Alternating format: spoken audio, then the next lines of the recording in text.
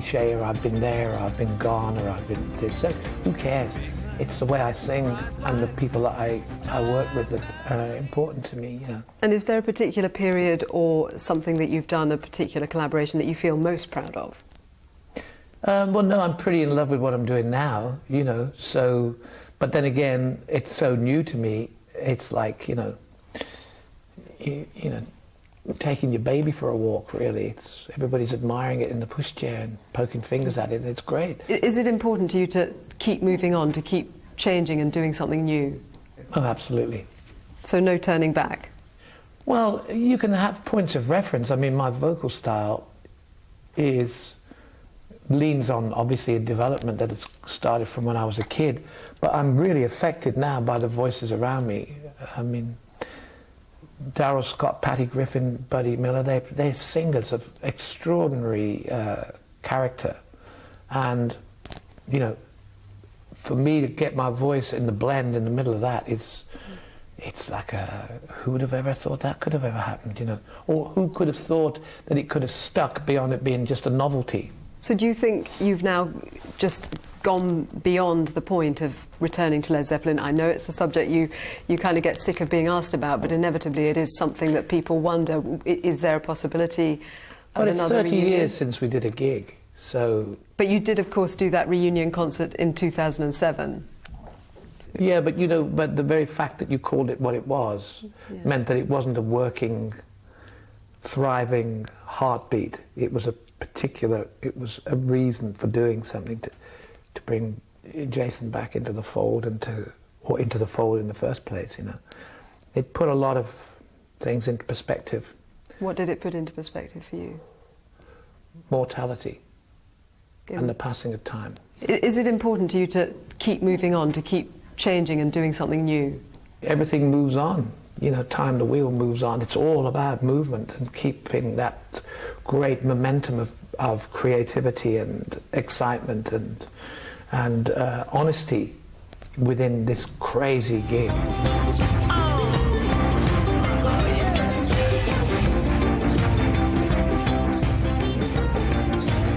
Does the money matter anymore? I mean, what is it about for you?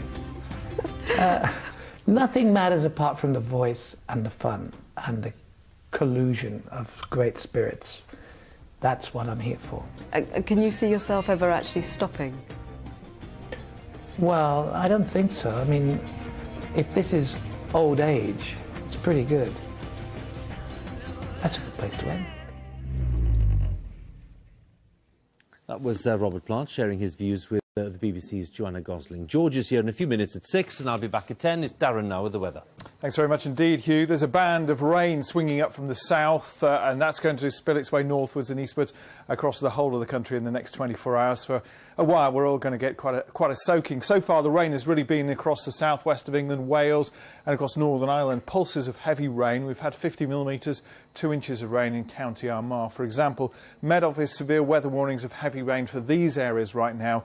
They're going to be extended across more northern and eastern parts of England this evening and for a time overnight, because the rain band, there it is going to march northwards and eastwards. So a spell of heavy rain. Ahead of it, some really strong winds, blowing a gale in northern Scotland.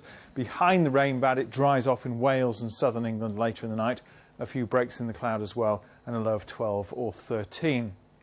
Tomorrow morning, then, the rain soon clears away from Northern Ireland and from northern England and moves northwards across Scotland. Some heavy rain over the hills in the east. Behind it, some sunny spells, but the showers develop initially near the coast, but moving inland, some heavy thundery downpours as well. But in the sunshine, it should feel probably a little bit warmer than today, 18 to 21 for England and Wales. Rather cool for Northern Ireland and particularly Scotland, where it will be wet and windy for most of the day. The headline stories, the news review, the culture section, the celebrity mag, the TV guide, the opinion pages, sporting legends, and the crossword. Wake up to Sunday mornings with the Andrew Marr Show. Sunday at 9 on BBC One.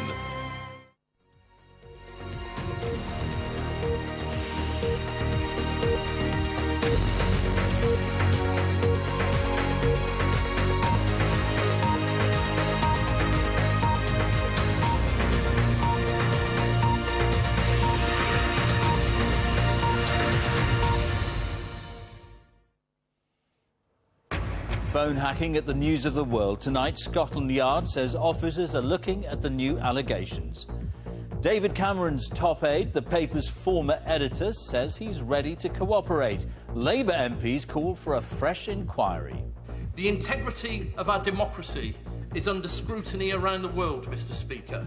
The Home Secretary must not join the conspiracy to make it a laughingstock. Yeah. It is for the Metropolitan Police on an operational matter to decide what the right course of action is.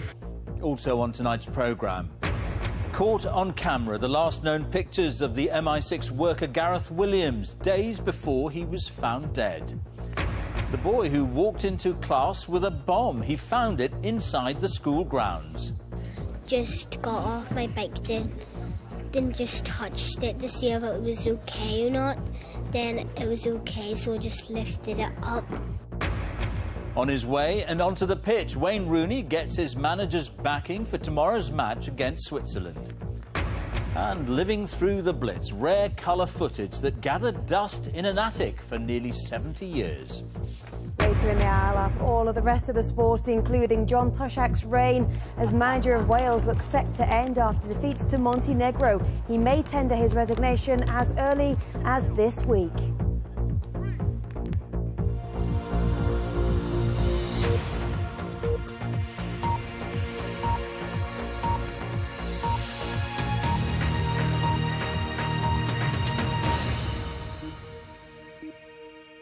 Good evening and welcome to the BBC's News at 6.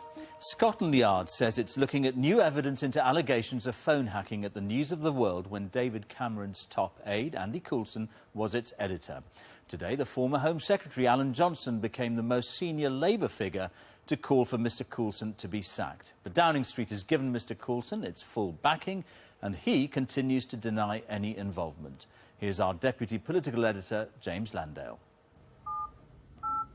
It's a story of illegal phone hacking involving the police, the royal family and Britain's biggest selling newspaper. Today is firmly at the door of number 10 Downing Street. At its heart is this man, Andy Coulson, one of David Cameron's closest advisers, but once the editor of the News of the World. Mr Coulson resigned in 2007 after his royal reporter was convicted of illegally listening into people's voicemail messages, but he said he was not aware of what was going on. In recent days, though, one of his former colleagues, Sean Hoare, later sacked from the paper, has claimed that the practice was widespread. Mr Coulson was aware of it. Alan Johnson. Today in the Commons, Labour stepped up the pressure. The Home Secretary and the Deputy Prime Minister have lectured the House many times about their perception of the surveillance state created by the previous government. It appears, Mr Speaker, they may have their very own expert on the matter in charge of government communications.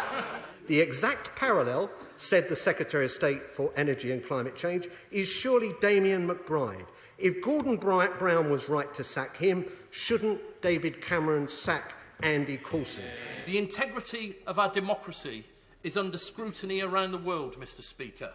The Home Secretary must not join the conspiracy to make it a laughingstock. Yeah. Operational matters such as this, whether to investigate particular individuals, are a matter for the police.